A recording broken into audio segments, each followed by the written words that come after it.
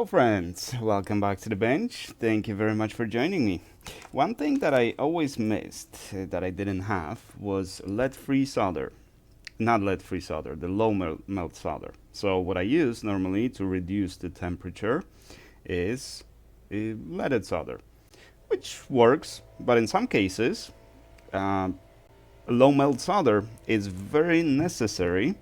And we have, these are like older GPUs, right?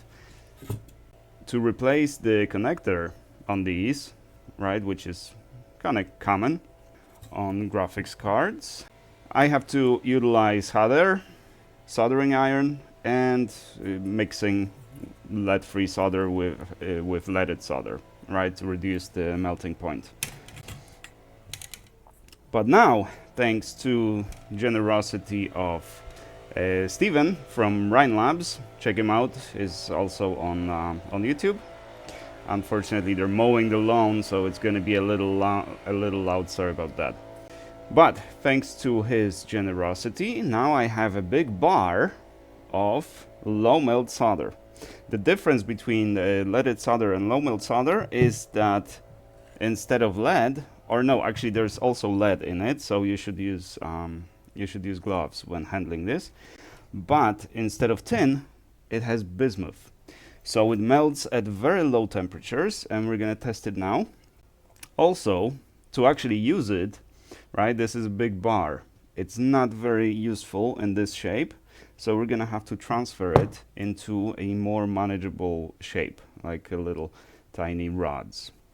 Steven also sent me a bunch of coils and chips and transformers and a whole bunch of some microcontrollers. I don't know what they are actually. Not sure why.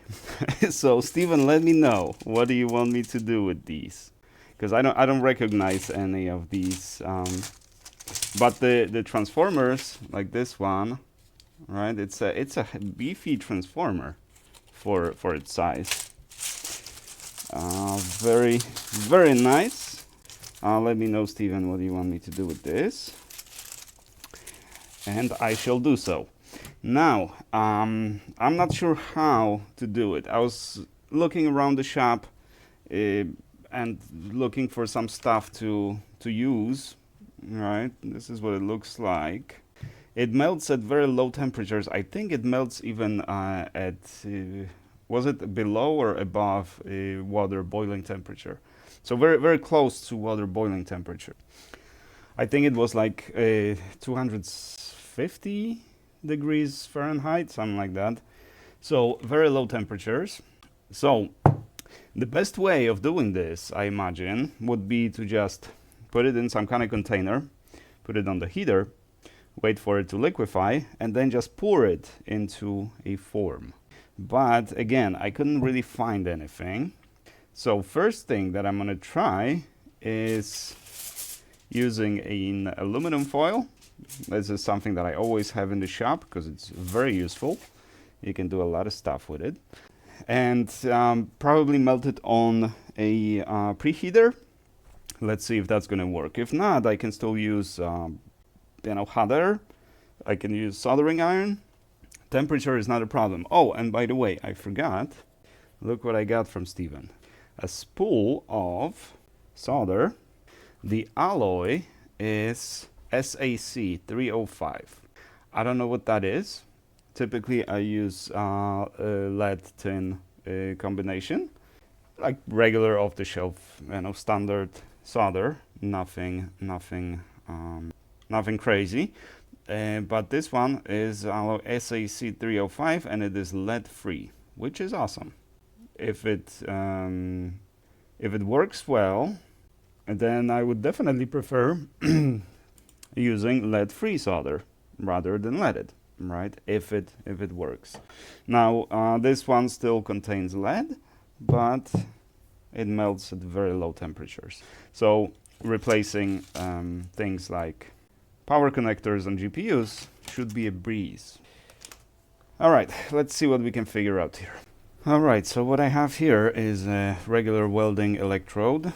and not because I need it to be an electrode. I just wanted something to make a shape.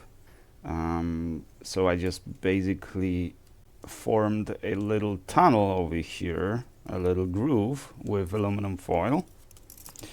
And so now what I want to try, I'm not sure.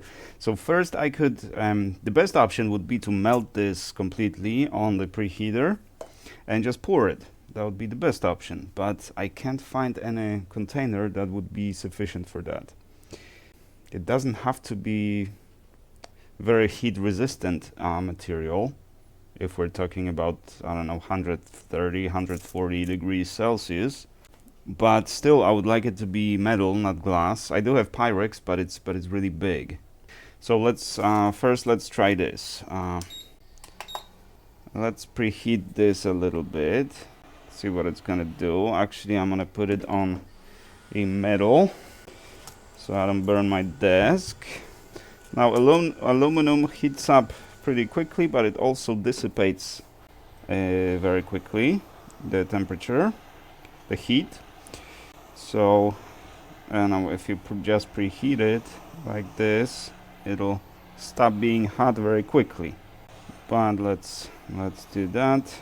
I'm using 380 at 79 liters per minute.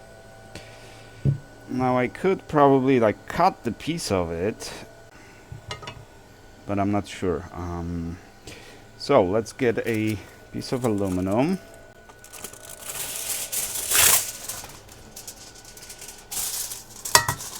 Let's put it over here to make a little tray.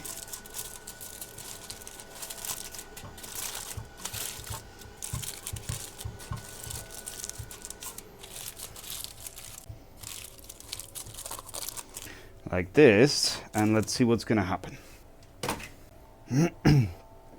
So let's start heating it here on the in the corner. Let's see how it's gonna start flowing. Is it gonna start flowing? Basically, what's gonna happen? You know, the alloy melts at low temperatures, sure, but it's a big brick, so it's gonna resist melting at first until it gets hot. I see it. I see it melting already. Yeah, kind of behaves like mercury when it's melting. So sort of like a leaded solder. Come on. So I'm trying to make a little trail over here, because that'll allow me to easily put it and melt it in my little form. Okay. Now let's let it solidify. Yeah, we got a nice big chunk out of it.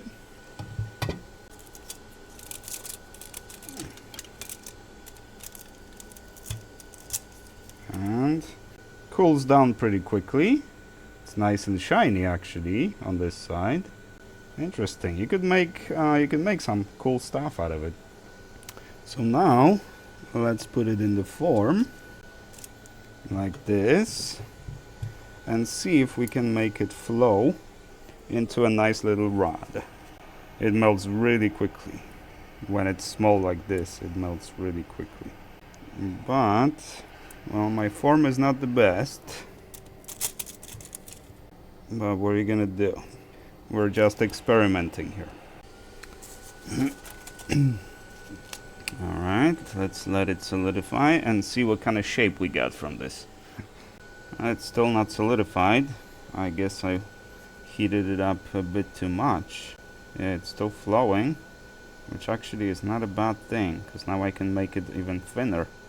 We could make little beads from it, basically just like you do with other metals. You pour it, you melt it, and you let it drip in the water, and it solidifies in water very quickly, creating little beads. Okay, so that's our little rod. It's very thin here, very thick here. So this is way too thick. I mean, it would do, and it will do. But it's a bit thick. I would like it thinner. But before we figure out how to make it thinner, this will do perfectly fine for the GPU. So let's see how it handles. Not sure which one's thicker. Looks like they're both the same, but this one has bigger connector. So let's see. So here's what I want. We're gonna use regular bent tip with not huge thermal mass. No flux for now. Let's try it without flux. And the temperature on the iron will be 375. Okay. So now, let's see if we can remove the connector without using hot air at all. I'm not sure if that's even possible, but only one way to find out. So let's get some low melt. It doesn't really want to mix because the board is cold. Yeah, the low melt is melting. It's fully melted, but the GPU is untouched, unmoved by this temperature, I think. Or maybe now it's melting. Oh no, I think now it's mixing. I think it's mixing now. So let's do the other connectors. Yeah, okay. It's a sufficient temperature, looks like. This is not like super high-end GPU, right? So, you know, it's not like 4090 or something like that would require more heat. Oh, come on. Let's get a nice little blob over here. There you go. Okay. Now, once we put a low melt on all of those, we'll see if the socket is going to drop, or the port, the charging, or not charging port, the power connector. 375 is not very high temperature. Normally I would do it on 380 and I would be blowing with hot air. That would be much quicker. But I want to see with just low melt, nothing else. How is that gonna work? Alright, it's all melted. Alright. But since it's so many pins, I can't really make it loose, like make it fall out, because I can't heat them up all at the same time. So this is not gonna drop without hot air, which is good, because normally you wouldn't do that without hot air, right? We're making a mess, we're scratching the board unnecessarily. So normally you wouldn't do it this way, but you only know once you check. And I'm actually thinking that these little thingies, let's cut them off, because they're also holding the port in place. So just cut them off completely. That should do it. And let's try heating up again. Oh, a little piece of plastic. Okay, once again. So we hot here, we're hot here. So they all only, you just make a tiny little touch and it's already flowing. So it looks like it mixed nicely with lead-free solder. And probably, yeah, if I just blow it with hot air, let's do that, it should just fall out at this point. Let's heat from the far away, and maybe this one could use a little more.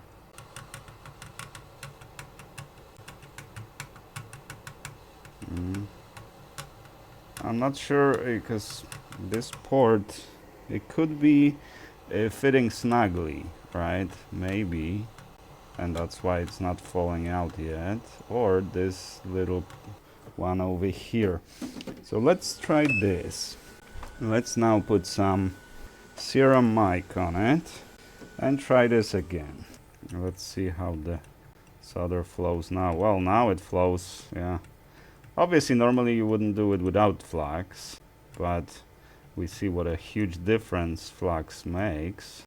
For some reason, this one doesn't want to accept any low melt. So let's force it. It's kind of weird, but let's, come on, get in there. Yeah, look at that. It doesn't want to accept any low melt there. I think now it did. So they're all nicely there. Now it did. The majority of it. Come on. I'm surprised it's not dropping, because a lot of that solder probably already made it to the other side, and I can see some is take a look here. See, there's a big blob underneath.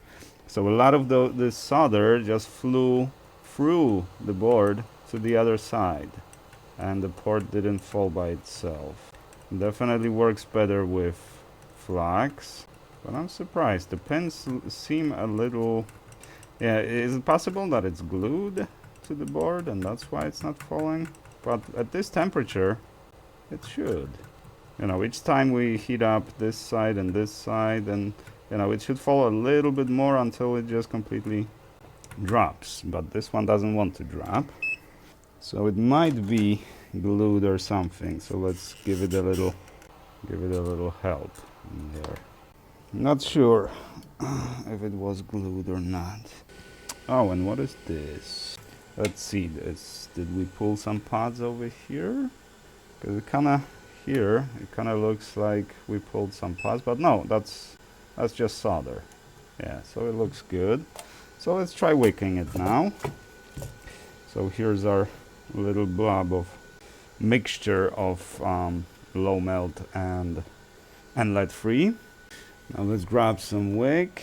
Doesn't have to be a good one, because this should be easy. Let's put some more ceramic on it, and let's see how it wicks. Alright, definitely wicks very nicely, for sure. Yeah, if you have low temperature of melting, then everything is gonna wick. I'm gonna start using that on the CPU sockets and CPUs and all the big chips, that especially on laptops, when you have to wick the board, you don't want to scratch it too much. But the boards are not easy to wick, even when you put leaded solder on it. But this should make it a lot easier. Okay, this looks really good to me. So we didn't pull any pods or anything. It didn't drop like I wanted it to drop, just with a soldering iron, but that's fine. That was maybe a little unreasonable expectation from me. So now let's try this. So here we have an HDMI port. It's a little different than what we do on PS5s, and it doesn't have a lot of ground either on it. So let's try this. Let's get a little low melt and let's put it here, and a little low melt and put it here. This is normally how I do it with leaded solder, to reduce the melting temperature of these points. Hopefully I'm doing the right one. Okay, and let's put some ceramic here, generous amount, and let's put some low melt here. This is not something that I normally do, because these pods, they're easy to desolder, especially if you're heating from the top. If you're heating from the bottom, well, also not, you know, because by the time the ground pods already let loose, then these are definitely floating, because they need a lot less than what the ground pods require. Okay, so now it is covered with low melt solder everywhere.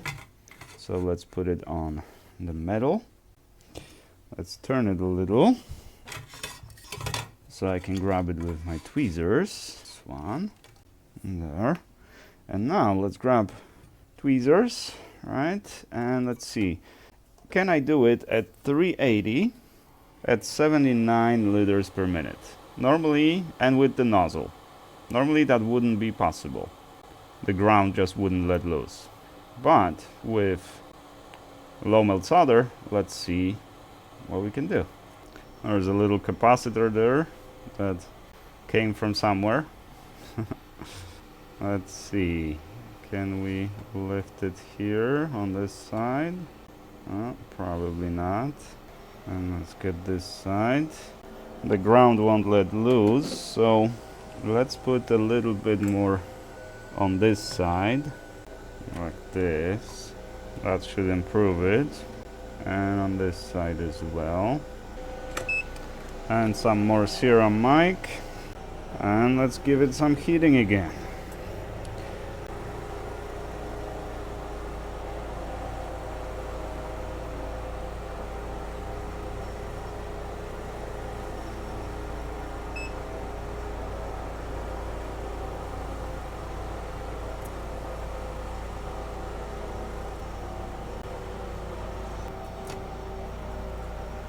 Okay, it's not budging, but that's kind of to be expected. The temperature is way too low and airflow is way too low. So typically that wouldn't work in either case, but I was thinking that if we put some low melt on it, it will do it even at this temperature, but it won't. So this is still liquefied. So the board is nicely hot, but it's not hot enough to remove the board. So let's do 90 and 420. Probably 420 should be good. And we're still using the nozzle, right? So that changes the math. This should be done without the nozzle. But with low melt, it should finally let loose. Although I don't see much low melt on this pad, this ground pad over there. This one has plenty. There's some low melt falling off the board. Okay, this side is loosey. This side not so much. Oh, now there you go. Okay. Probably the main problem here was that there was not enough low melt on this pad over here, and here, yeah, it didn't really want to mix that much, right? It was staying away. Now it's catching the, yeah. Look how long it stays a liquid. Yeah. Now it's catching, right? So for wicking, I guess for wicking it would be easier. Let's see how easy we can wick it now. Let's remove the excess.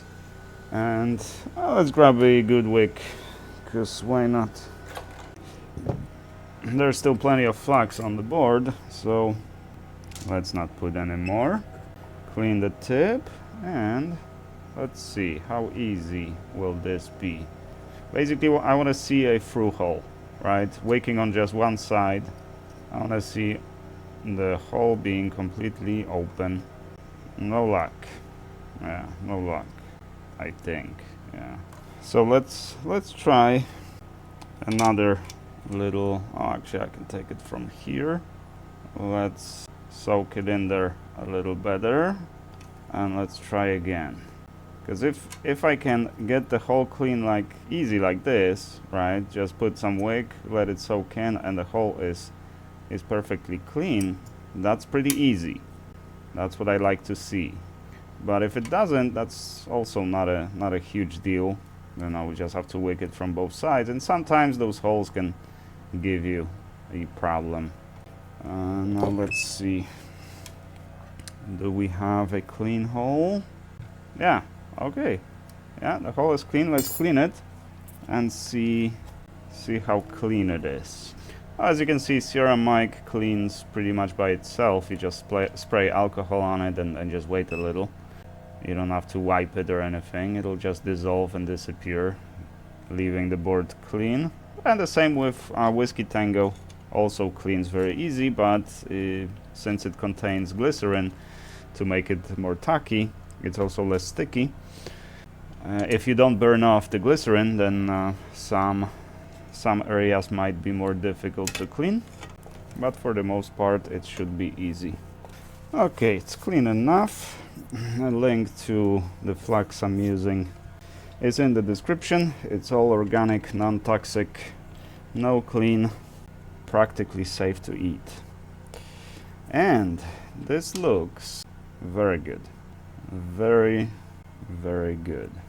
Yeah, I don't see any speck of solder anywhere.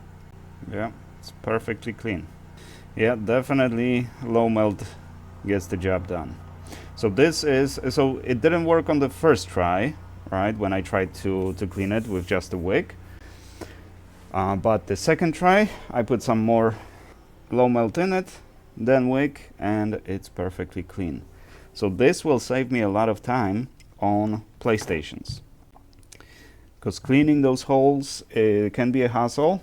Usually we do it on streams, so I can point you to a video, but if you participate in our streams, you've seen that sometimes it takes the longest time it takes to clean the holes from HDMI port, and if you leave at least even a speck of solder in that hole, then the port might not align, and if the port doesn't align, it's it's not great. And it's, you know, it takes valuable time, essentially. It's not even about the hustle or whatever, but, you know, if you're charging like 50, 60 bucks for HDMI port replacement, then you don't want to spend half a day on it. Otherwise, you're essentially losing money instead of making money. It's better to get a job at McDonald's flipping burgers than doing that. You'll make more money. Although nowadays, even McDonald's is not an easy viable option for employment. For some reason they want, what, like 2 years of experience and bachelor's degree to flip burgers. Crazy what's going on with the market nowadays, but we'll survive it. We survived much worse, didn't we? Alright, well, I'm very happy with this. Now the only thing left for me is to figure out how to make it a little easier, although this method does work. It's, as you can see, I can use it like this, but I would like it a little thinner. So I don't know, I'm thinking of some kind of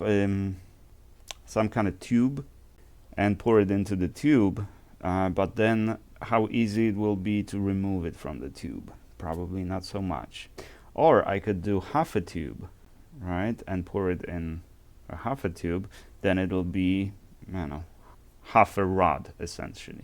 I don't know, I gotta think about that, but this works perfectly fine now. So the aluminum foil is a perfectly viable solution for this. I'll work on that a little further, but it does work. I'm very happy with it. I have no idea what to do with all these, so hopefully Steven will tell me. Thank you so much, Steven, for the low melt. I love it, and it's gonna be featured in my future videos from now on. I'm gonna be using proper low melt solder, which I always wanted to try, but for some reason I never got it. So now I have been forced to have low melt solder. Thank you so much. Alrighty, that'll do for now. Thank you guys very much for watching. I hope you found this useful, and I shall see you guys in the next one.